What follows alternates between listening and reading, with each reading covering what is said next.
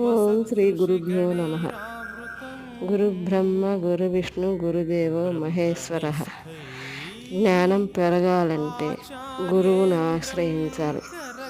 గురువులకే గురువైన శ్రీ దక్షిణామూర్తయే నమ. ఓం నమో భగవతే శ్రీ దక్షిణామూర్తయే నమ. పిల్లలకైనా పెద్దవారికైనా ఎవరికైనా జ్ఞానాన్ని ప్రసాదించే భగవానుడు శ్రీ దక్షిణామూర్తి స్వామి.